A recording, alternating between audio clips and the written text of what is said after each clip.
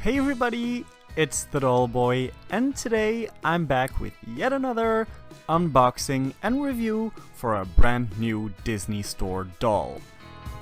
A while ago, the European Disney stores released brand new dolls for Wendy, Megara, Esmeralda, Alice, and Tinkerbell.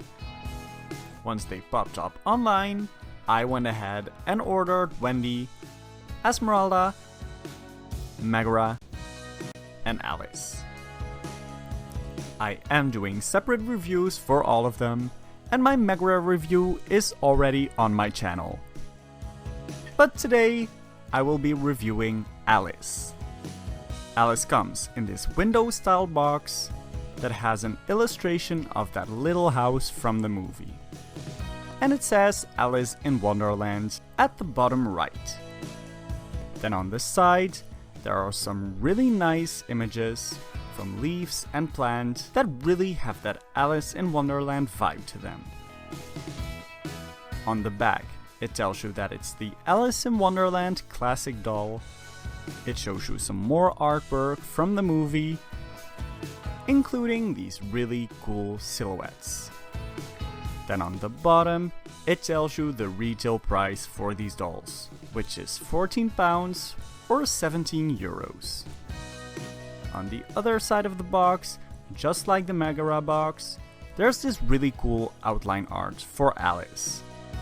And we see that house again that we saw on the front as well.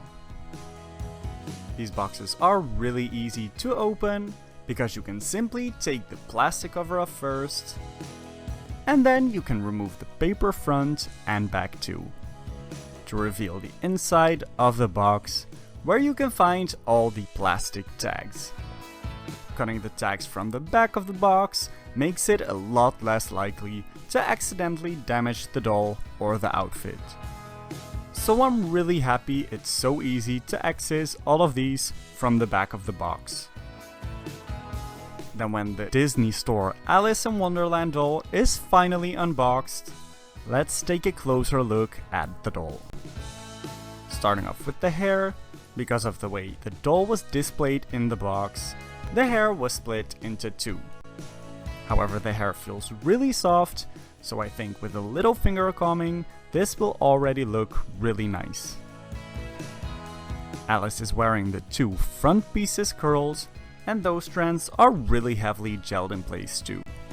As you'll see later in the video, these curls are a lot longer than the rest of the hair too, which looks pretty interesting once you wash the product out.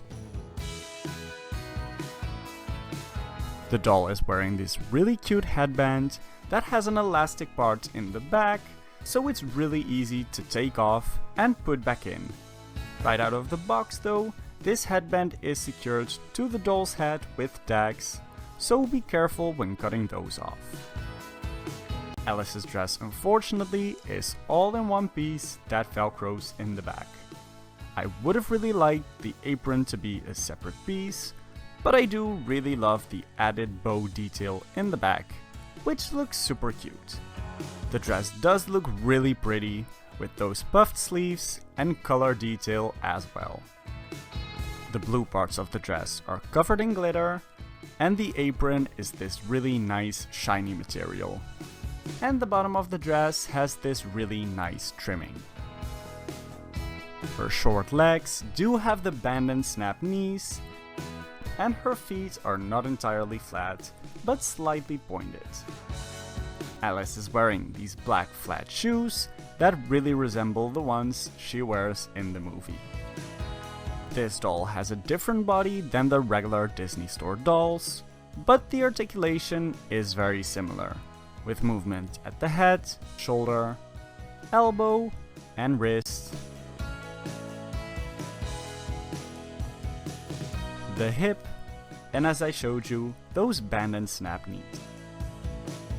For the face, there were some slight paint errors on mine, with a small chip in the eyebrow and in the eyeliner as well. Other than that, I really love the face, and she looks so cute and curious from all angles. Quite a lot of people also asked me to show you what the body looks like, since she does have that different body than the usual Disney princesses.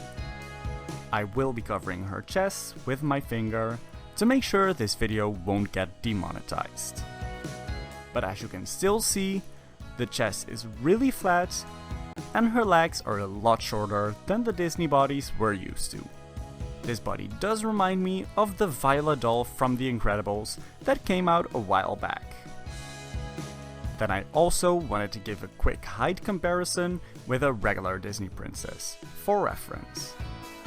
For this comparison, I'm using the flat feet body of Megara. I do already have a full review for her, so if you want to see that, I'll add the iCard in the screen. As you can see, Alice is a lot shorter than Meg, and the chest is a lot flatter as well. Then to rinse out the hair, I changed Alice into an outfit I don't mind getting wet, take out the hairband, and start rinsing the hair. With this, I really focus on the front curls first, because they have the most product in them. When brushing out the hair, you can really tell that those curls are longer than the rest of the hair. I will probably cut those to the same length of the rest of the hair at some point, but for now I decided to keep it that way and recurl some of those front strands. As you can see, with this doll I did experience some shedding, but not that much at all. And the doll does have a lot of hair to begin with, so I wasn't too worried about it. After washing the hair like this, I put back the headband and curled one of those front strands. For some pictures that were really in that Wonderland theme, I took this doll to Disneyland Paris. If you want to see more of those pictures, make sure to follow me on Instagram @thedollboy. I really hope you all liked this video as much as I loved unboxing this Alice doll. If you did, make sure to give this video a thumbs up. I'm so excited to finally add an Alice and all the other dolls to my ever-growing doll collection. And I'm really curious to hear which of these new Disney dolls is your favorite. Be sure to let me know in the comments down below. Also, don't forget to subscribe to my channel and click that bell icon to be notified when I upload the other reviews. See you next time!